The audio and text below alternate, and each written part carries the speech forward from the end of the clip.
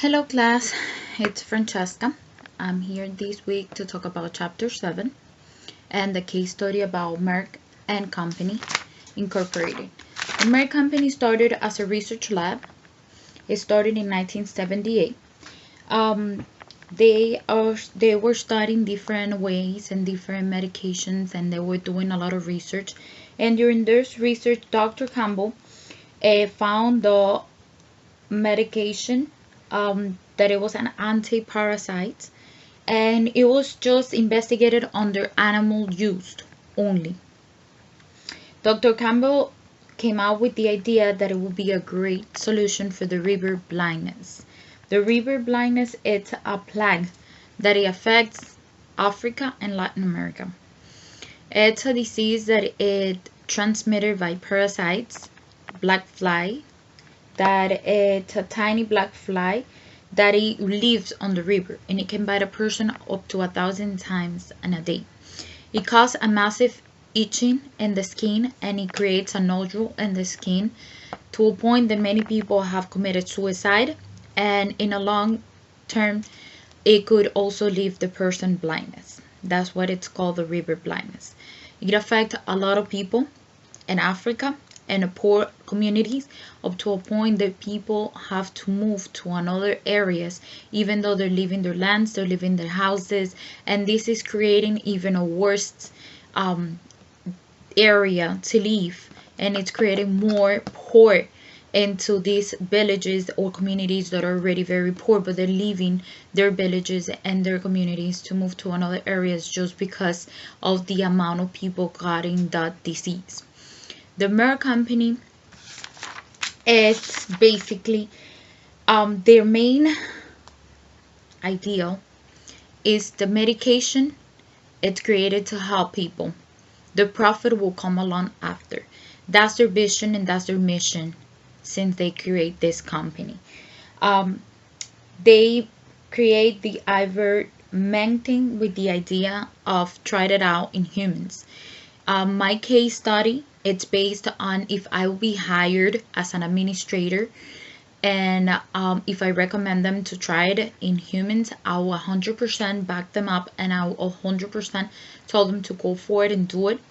My best input will be to bring an idea, create a plan, a strategic plan that it will give them the option of how to recover the investment, how to get their profit back, because if they sell it to a poor community, obviously they won't be able to afford it. But also first of all, they can try it in the poor communities, and based on their results, they'll have real testimonies when they throw the medication, when they put it out in the real market, when they put it out for all the other companies and all the other pharmaceutical companies. They will have real testimonies. They will also have real people talking about the effects that it have on them. They will know exactly what it will be, the side effects in different people based on their ethnicities, demographics, and everything. So I'll definitely tell them to do it. And also in the case study, there's many points of view. My point of view and my ethical responsibility will told me to help them out, so they could help with the research and with the medication the poor communities. Obviously, there is some points of view like Amartya Sen. She's one of the persons that write in the case study. I read it. She came with a study that is from Adam Smith. It's an actual story about the butcher, the brewer, and the baker. What she's trying to explain, it's completely normal in the business world. It's true, but it's an unethical way to see business. Because it's true, we need the butcher because we need their product, we need the meat. We need the brewer, and we need the baker.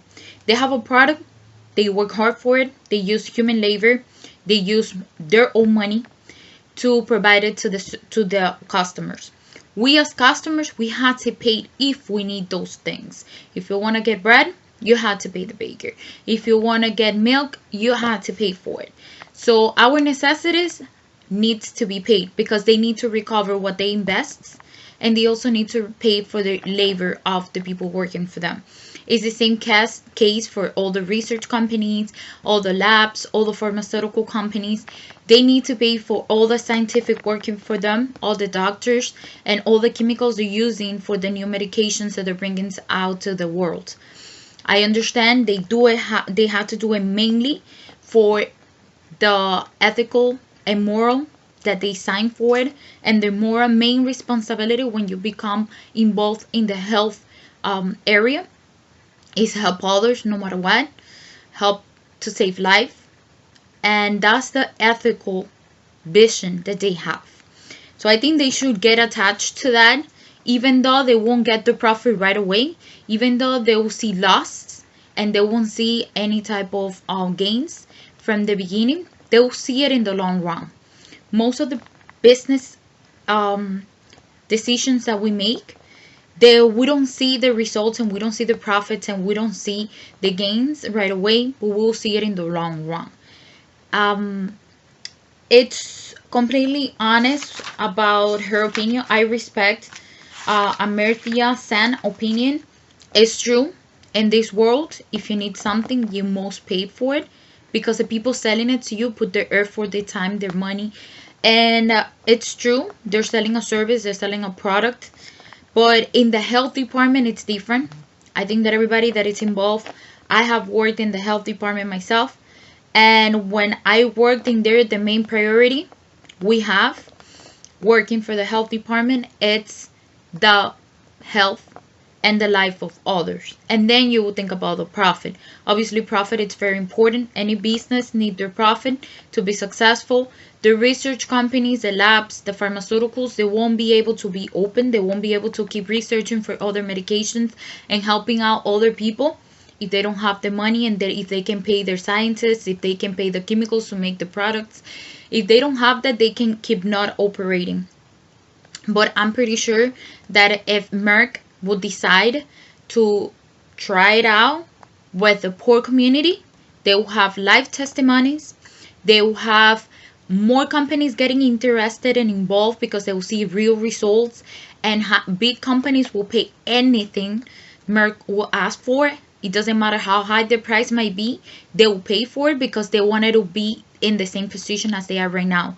They would like to be the heroes, because sometimes it is that you just become a hero in the community because you're doing something morally appropriate, because you're gaining the people's trust, the customer trust. It doesn't matter if they come from the poor community or the rich community. You're getting the people's trust, respect, and that it's very important, because remember, mouth to mouth is the best way to get customers. Real life testimonies is the ones that it call the more attention to other customers to come and buy to your product. Probably if they even started at one price and then they decided to move it a little bit higher, people will work hard and people will find the money together because they know it worked, because they know it actually saved people's life. I agree that medication and health equipment should always be affordable prices, because everybody needs together. Everybody deserves a life. Everybody deserves to get a chance to cure themselves and keep living. Nobody deserves to die. And that is something that I will recommend it to Merck.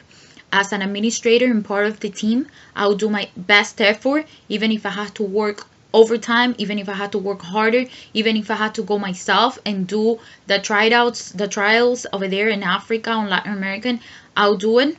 I will support the company 100% because I believe in their ethics and I believe in their moral responsibility to the community. Thank you.